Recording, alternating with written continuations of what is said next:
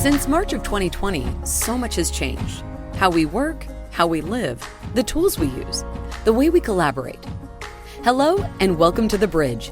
Join host Scott Kinka in a series of discussions of how some of the top leaders in technology bridged their businesses, technology, roadmaps, and lives into their new hybrid work reality. Our hope is that their insights and experiences will help you on your journey in business and in life, from who we were to who we are today. And maybe it'll help you get better prepared for whatever comes next. The Bridge is a service of Bridgepoint Technologies, one of the nation's leading IT advisory, procurement, and lifecycle management companies. Now, here's your host. Hi, and welcome to The Bridge. I'm your host, Scott Kinka.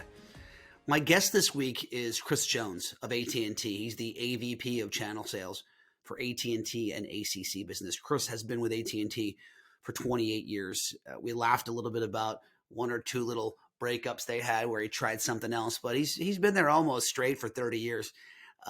He's been in multiple roles there: channel, sales, marketing, strategy, even spent time in wireless.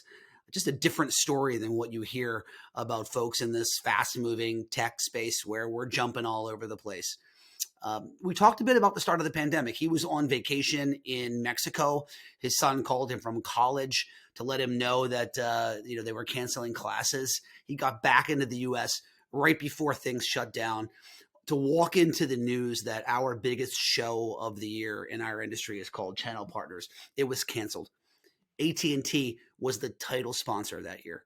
Just a surreal thing. I'm sure they had 20 or 30 people going, and he was on vacation and walks into the fact that that was canceled. Jumped straight from vacation to the lockdown.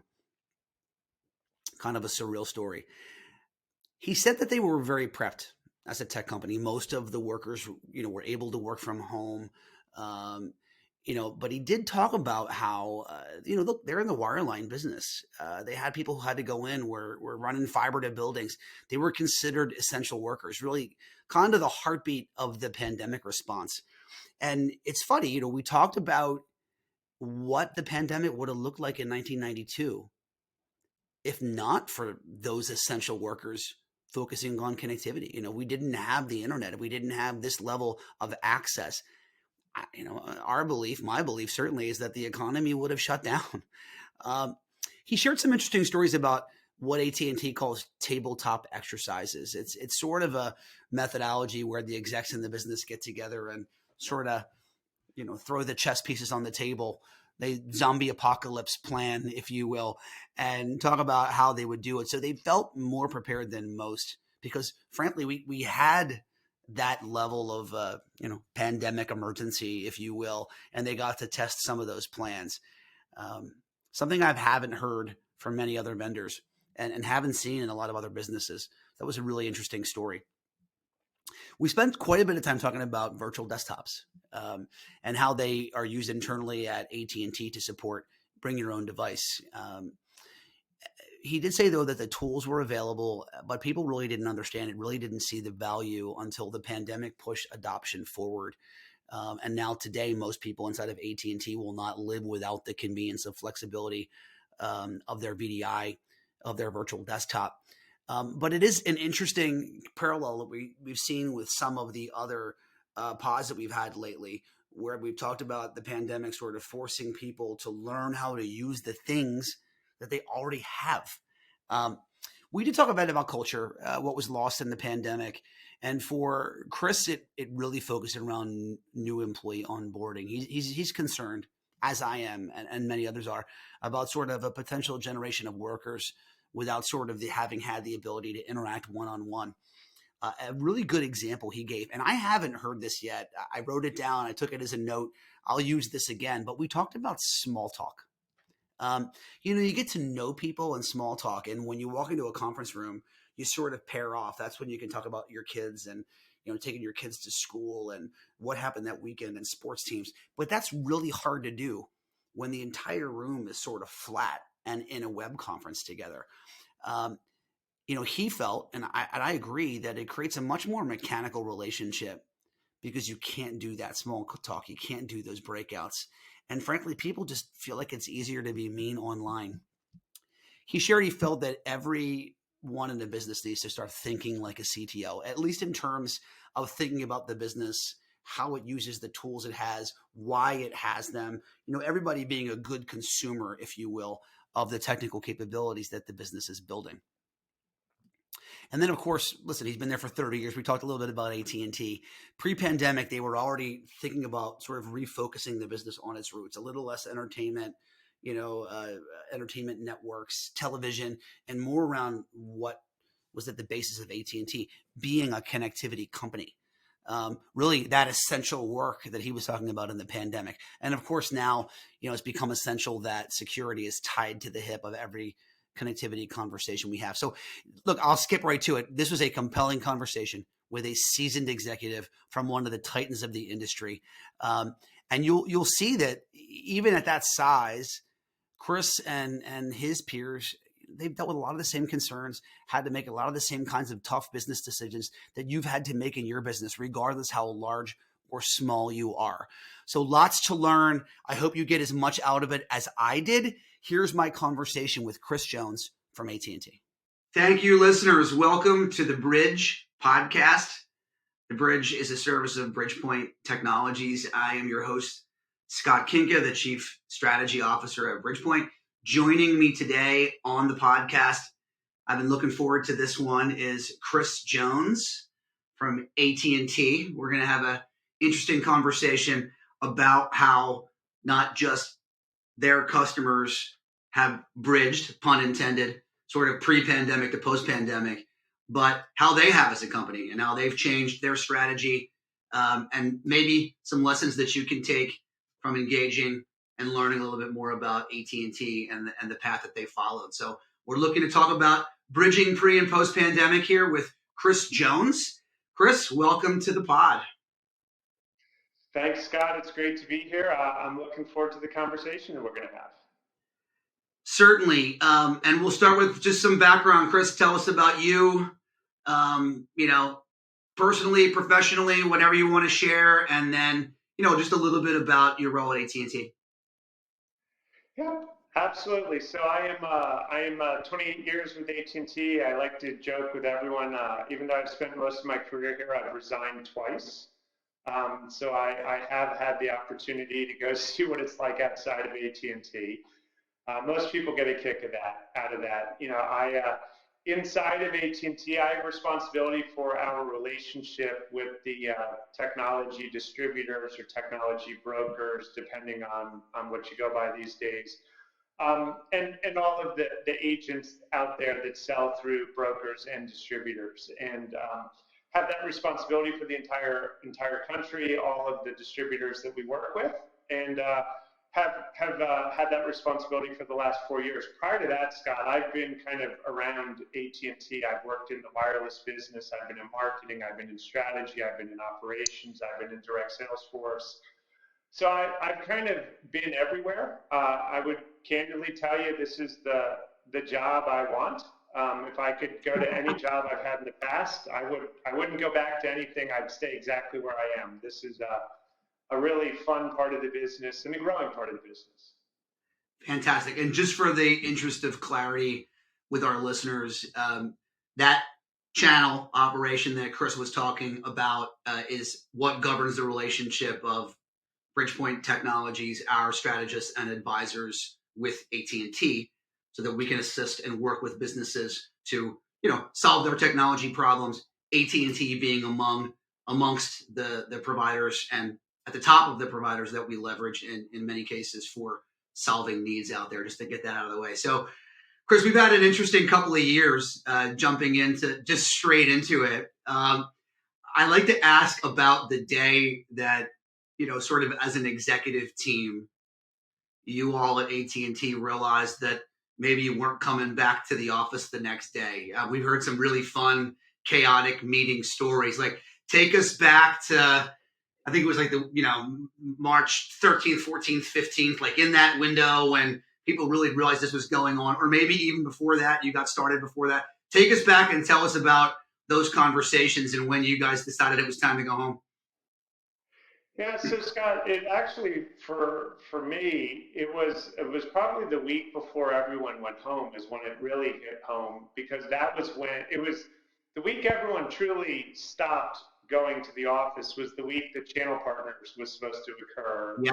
Um, and so the week prior to that, we were having a lot of conversations as the title sponsor at the time of channel partners of, do we send all of our resources to channel partners? Do we activate that sponsorship? And if you recall, at that time, there was a lot of conversation around, was this really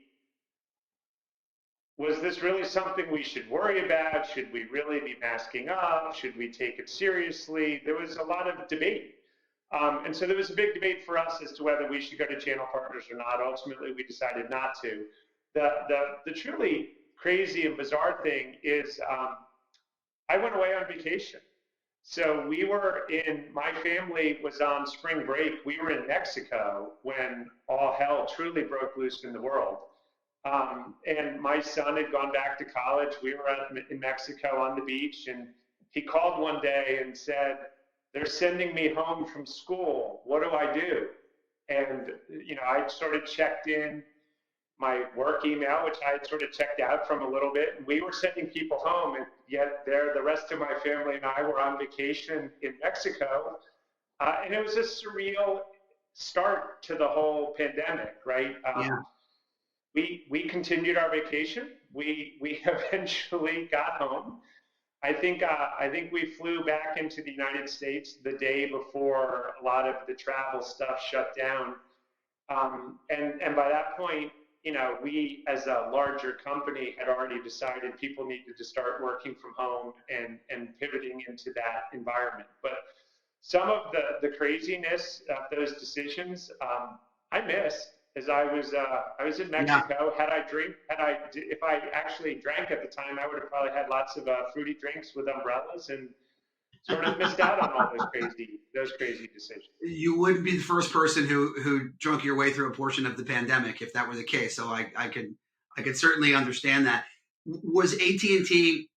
I mean, and we hear this with a lot of tech companies, but were you already in a position to sort of be able to snap your fingers and work at home, or were there applications or modes of communications or ways that you work that didn't particularly work well, just kind of running home? And how did you address those? Tell us a little bit about that, those next couple of weeks of chaos.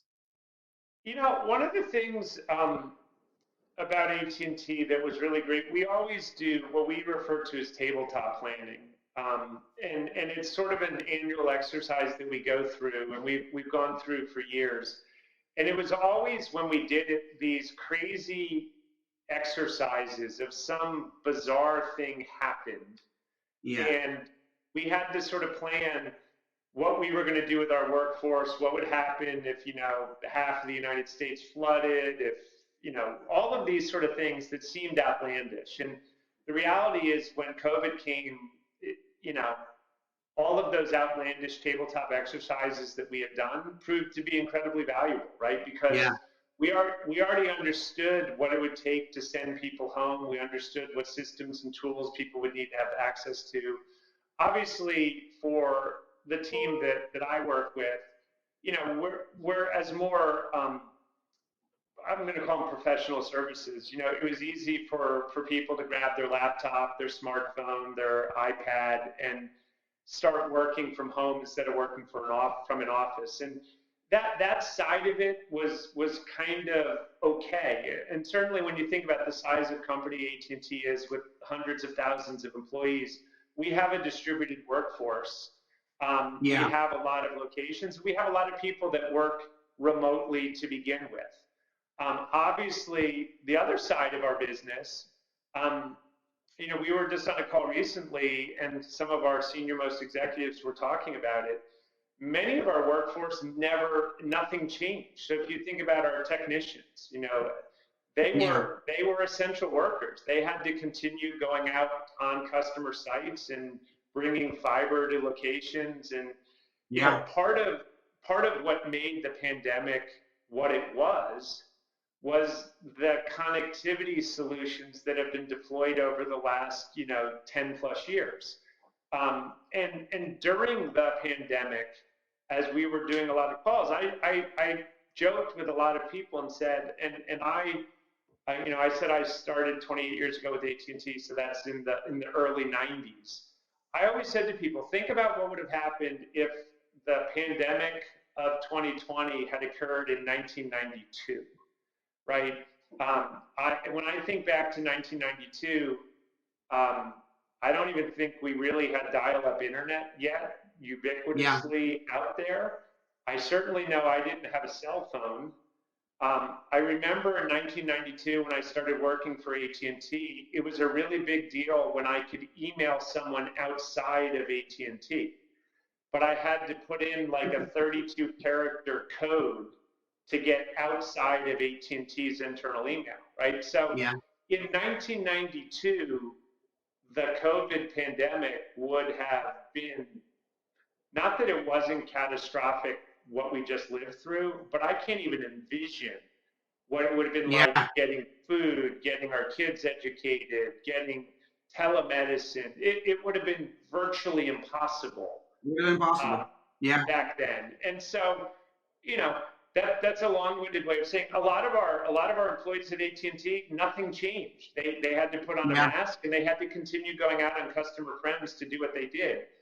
People like me that weren't necessarily essential, it was relatively easy for us to pivot our work from an office environment into a virtual environment and keep going. It's so crazy. We hear about DR plans, it's sort of that old adage, the worst time to write your DR plan is when you have a disaster.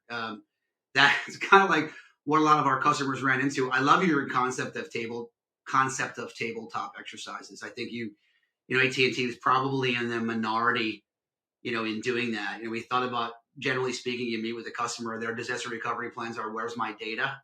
Not even necessarily how long to restore it to get back into operational, stance. I mean, you mentioned earlier on our pre-call that you were on a virtual desktop.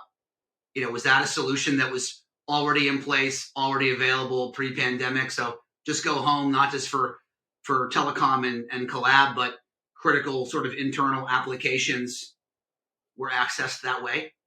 Yeah, there's a lot of our workforce is spread between having laptops and hosted virtual desktops. And one of the things that, it probably started with the wireless side of our business, but, the whole concept of BYOD, right? Bring your own device. And what I just found for myself was that there were the devices that we had. I was always having problems with the devices. And when I learned about HVD and the ability to put our image on top of my own hardware, and it made life so much easier. And to be honest with you, I can do HVD on my iPad, I can do it on a laptop, I can do it on virtually any device. And it just makes life so much easier. When I think about it from and I've probably become an internal salesperson for HVD for our employees because it's so much easier than, we constantly are we're turning over lease rolls, and you inevitably, you want to have a fun conversation with an AT&T employee, talk to them about their last lease roll and what that experience was like and getting their data from the old device to the new device, right? I did a lease roll on my HVD and I logged out, and then the next morning I logged in and it was all there. I tell people you go to the other device and your cursor's in the spot where you. I tell people they don't understand the concept of DAS or VDI that you log off on one machine, leave your mouse where it was, go log in on another machine, and that's where the mouse is. Now you get it. So totally there. It makes life so much easier. And I think that the pandemic did bring a lot of that to our industry and to customers in general, because I think there was a lot of technology that we were all selling that people didn't understand what it could really do. And the pandemic kind of forced a lot of people to either leverage what they had purchased years ago and weren't fully utilizing, or they realized they needed to add some stuff to it. But it caused a lot of people to really rethink their technology. And I think that, you think about, as I mentioned earlier, telemedicine or education without Zoom or some form of web conferencing, it wouldn't happen for several Yeah, years. yeah, And now we just take it for granted. You can't just Zoom me in. I'm sick today. Zoom me in so I can not miss school. sure. Do you think that I mean, obviously the expectations of workers have changed dramatically since the pandemic, and we could spend a whole session on that. But on one specific thing, do you think everybody just expects going forward to be able to BYOD as a result of what happened in the pandemic? Is that an expectation of workers? I think for a subset of workers, yes, right? I Yeah, think, and I say this a lot when I think about it, Scott. People that do what we do for a living, we're kind of technology nerds, and we are always on the cutting edge of things, and we forget that not everyone is a technology nerd like we are, right? And so when I learned about HVD, I was like, oh, I'm all in. I want to have less devices. I want to carry around less devices. I want to simplify my life with technology. There are some people that when you say that, they're going to have panic attacks because thinking about HVD and like that doesn't, you have to kind of be a technology nerd to go there, right? And I always, you think about, explaining it to your mother or your aunt or someone who's a slightly older generation than we are, they're not going to look at it and think it's a reducer of stress. They're probably going to think of it as an increaser of stress. And I think that's the thing that for people like us that live in technology, the most successful people that do this take this stuff and translate it so that the people that aren't technology nerds can learn it. And Zoom is the classic example. Think about how many parents had no idea what a Zoom call was 3 years ago that now totally. take it for granted. But 3 years ago, there was total panic in parents across the country about, I have to Zoom, what does that mean? Right? They didn't know Yeah. what that meant. What throw a big hairy, estimate at this? How many years of adoption and learning curve do you think we skipped in collaboration in the last 3 years?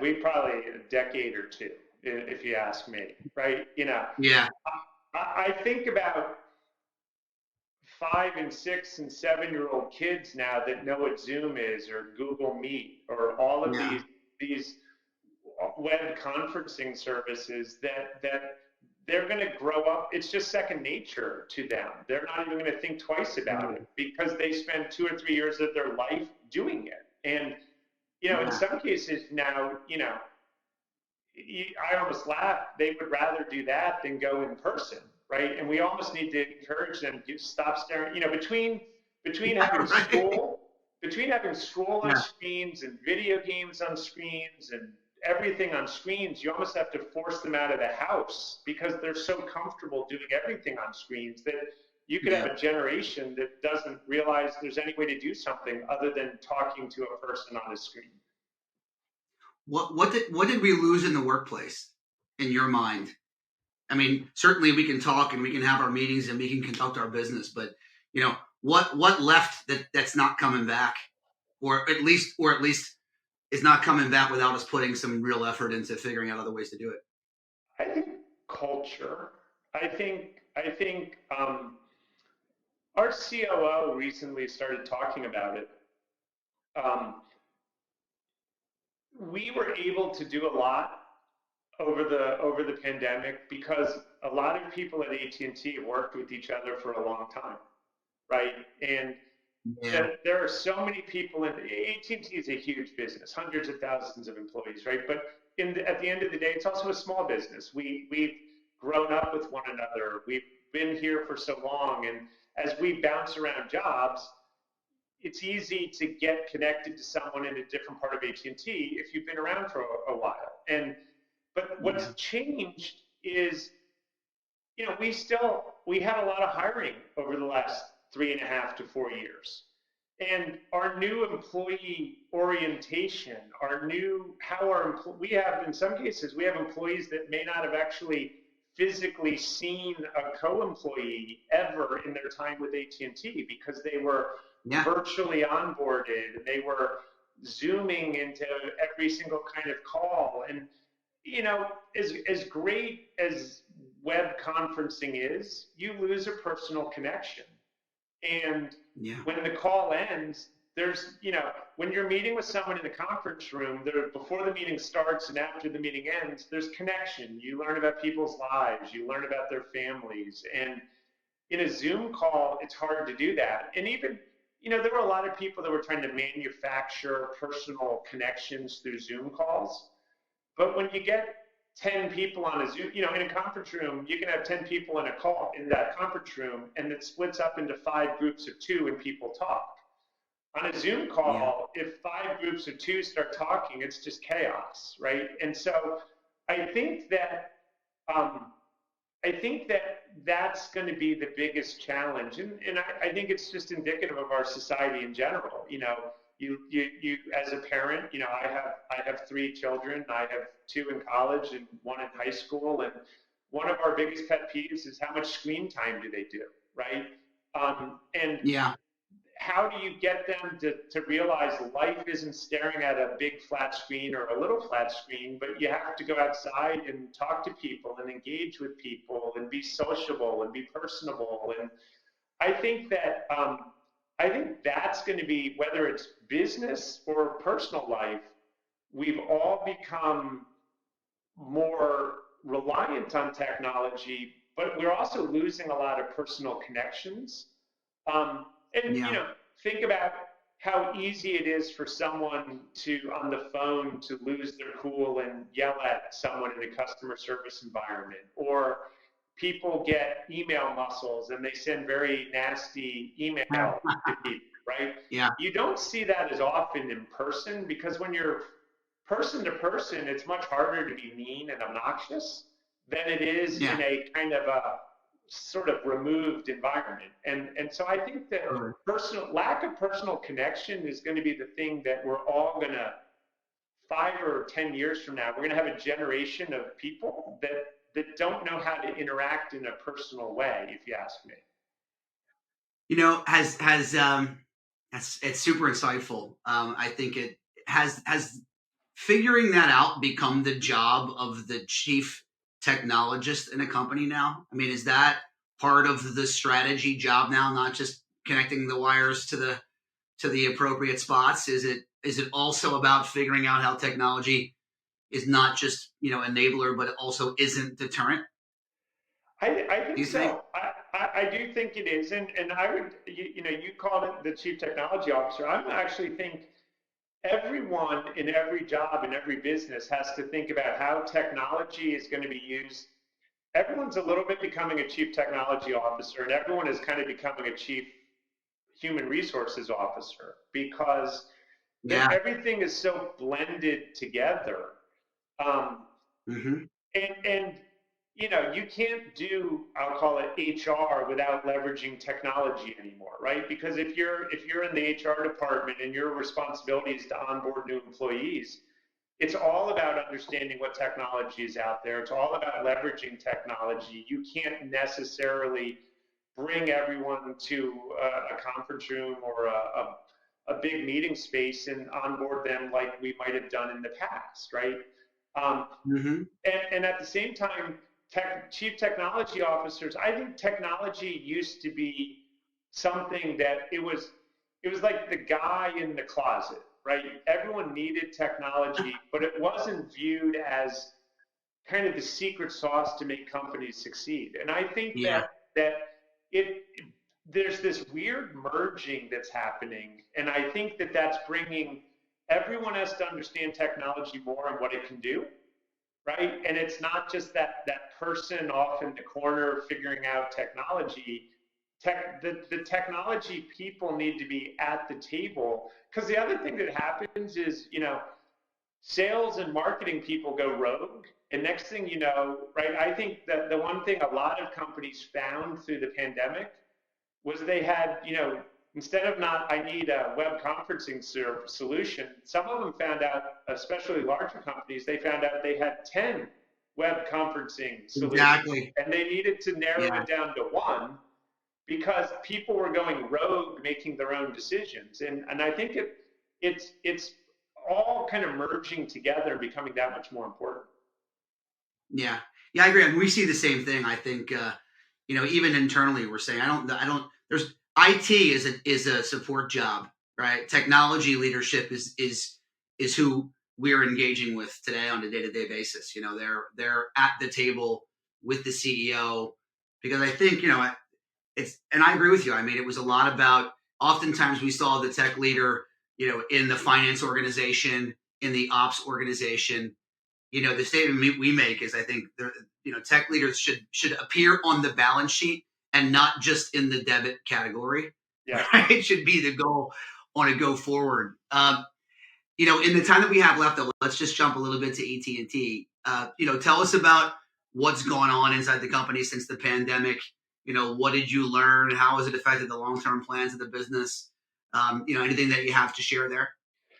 Yeah, I think when you think about AT&T as a larger thing, and I can't say that necessarily the pandemic drove this, but it's kind of coincident. It kind of happens as we're coming out of it. AT&T over the last couple of years we're moving back towards our core business, right? If you were to have talked to me a year ago, AT&T owned HBO and CNN and Warner Media, and DirecTV, and we had all these assets that we had acquired over the last 3, 4, 5 years that are very valuable assets, but they were not core to, when you say AT&T, you don't think HBO, right?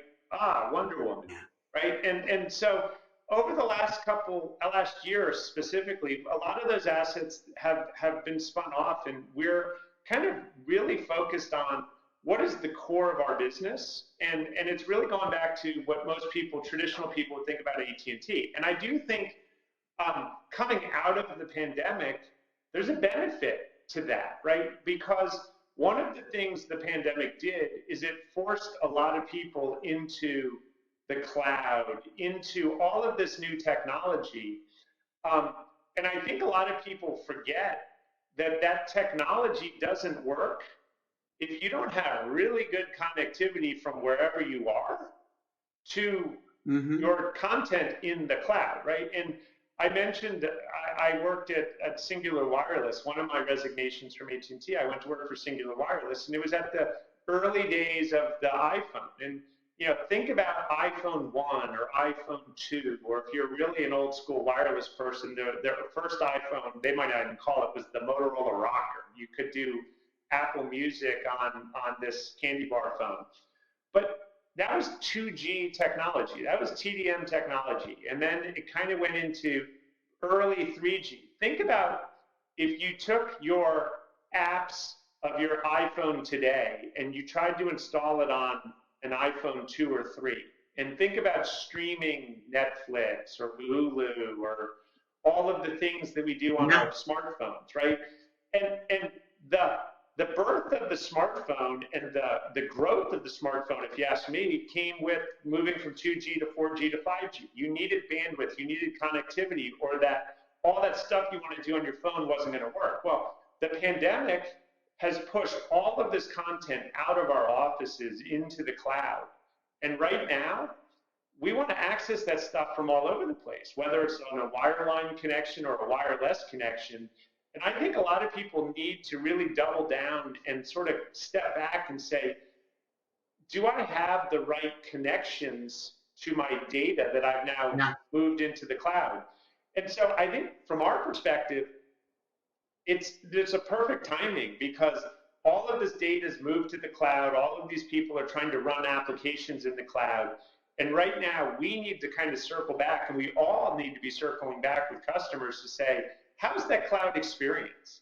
How is that web-based experience? How is it working to have, 100 people on a call streaming video back and forth at one another, right? Symmetrical fiber suddenly became much more important because Yeah. No one thought they were going to be streaming up and down. It was always one way. And so I think that for us, as we go back to our roots and we think about connectivity, and we not think about connectivity, we don't think about wireline versus wireless. We think about everyone needs connectivity and everyone needs ubiquitous connectivity because that's how the world works. Without it, Yeah. none of the things that we do would have happened. So I think when you look at AT&T, you're going to see a lot of focus on that. And I think the other thing you're going to see, and we've had a lot of success together, Scott, our companies, is now that we have people working all over the place and we have people connecting to our data from all over the place, the other business that grew exponentially during the pandemic is cybercrime, right? Yeah. The people that look to tap into that data. You know, we have people, when you do think back to that fateful day when I was in Mexico, but everyone else wasn't, and people were running into their offices and grabbing desktop computers and running out, and you know, all of the security that we had built around people's businesses were built around their headquarters, right? They weren't built around having your workforce working from campers and RVs and homes and vacation homes and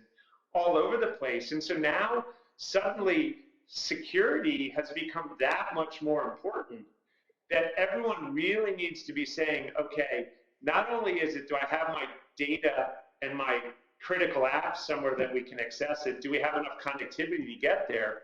But am I sure only my employees are getting there, or have I opened up my data to the whole World Wide Web to do what they want to do with it? And we've seen what happens in those cases. Yeah, I think one of the other big reasons, you know, we've seen the security conversation become so pertinent, you know, aside from just the sort of the spread of the footprint, right, which increases, you know, exponentially the amount of holes that you have in a network. But it also, this is why I think it's so important and so interesting that you said, you know, it's connectivity and security.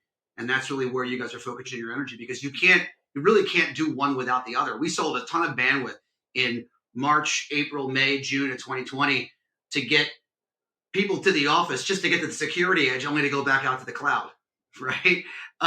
So that security conversation and the network conversation really goes hand in hand. I think it's super imperative on tech leaders to take every conversation that they're having now and look at them holistically, you know, based on business outcome. Like, security is important, not just because it's technically important. It's important because the business outcomes are, you know, risk, the increasing size of the risk, and and the public nature of the risk, or your failure to protect, but then also the business condition of everybody going home. So it's a super interesting story to hear about AT&T really focusing in, honing in on the core, but the core is really those two things, it sounds like, together, right? Connectivity and the security around it. Is that a reasonable way for me to think about it? Yeah, I think, you know, one of the things is and security is one of those things that means a lot to a lot of people, right? It's one of the things I think we all find in technology is we all use the same words, but the words mean different things to different people, right?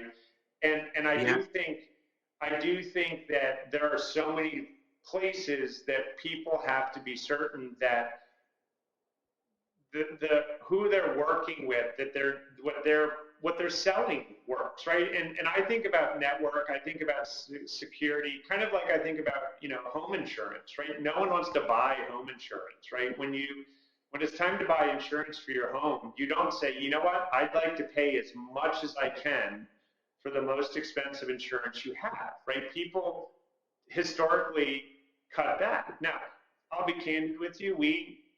15 or 20 years ago, we had a water issue and we had a $150,000 insurance claim. And when you have an $150,000 insurance claim, you start to realize the value of high-end insurance from low-end insurance. And so, but not everyone's had that experience. And I think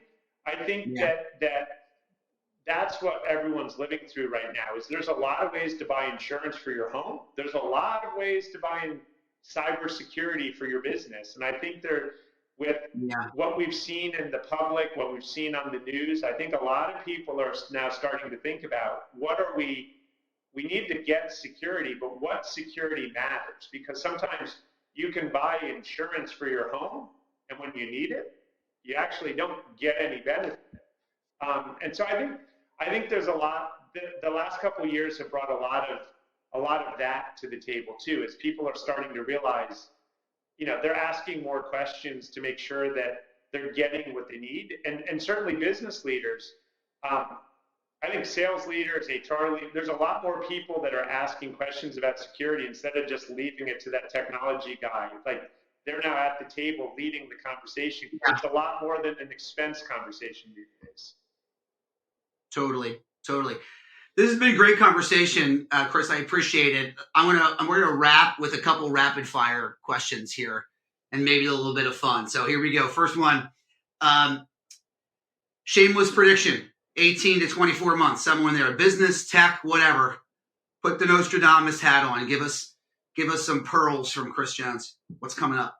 Well, I think you guys are a part of it. I think that this industry, with the distributors and the agents, there's a lot changing, right? With all the private equity money, all the investment, I think it's bringing a lot to this industry. And I think that it's going to put pressure on people like you, people at Bridgepoint, and your competitors and peers in the industry, of how you're going to up the game, because it's changing. That kind of investment means private equity and investors see the value in what we holistically do. They certainly see the value in what you're all doing, but now everyone's going to expect more. So the question is really going to be, how do the Bridgepoints of the world change the game for the agents, and how do the Bridgepoints of the world change the game for the suppliers? And I think we play in that game as well, but I think it's really all about, how do we bring value to all of you, and how do you bring value out to the agent world, the advisor world? And I think it may turn a little bit, right? Historically, agents have chased after the customers where they had relationships. I think now suppliers and distributors are we're going to be forced to bring some more value to the agents, and that could be in leads, that could be in training, that could be in a whole bunch of different places, and certainly, throw on top of that the current state of our economy.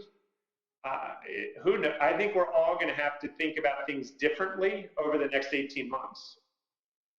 Yeah, nothing like a pandemic followed by a recession to get everybody thinking about how best to run their business. All right, two fun questions. Whatever the next, fire, pestilence, world event, alien invasion, whatever it is that happens next, Chris Jones comes out the back end of this and has one app that he can use, one app on his phone or a computer. What's the indispensable Chris Jones app?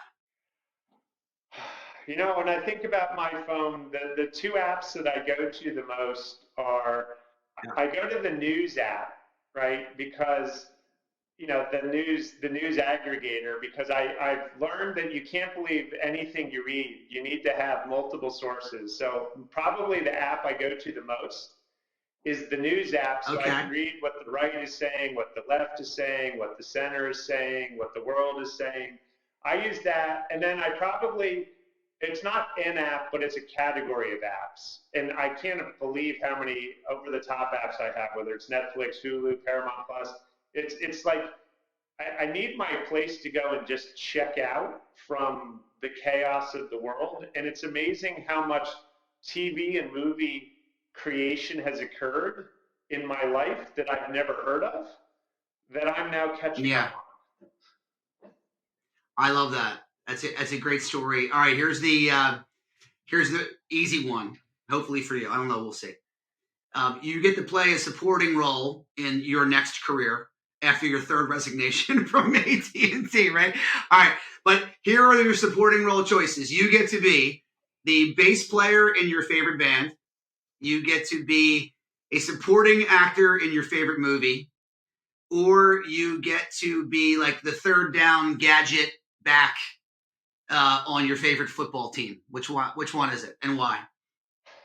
I'd probably go be the third down gadget guy on a football team. Not because I love football, but I grew up, this is something most people don't know about me, Scott, but between high school and college, I have 11 varsity letters across 3 different sports.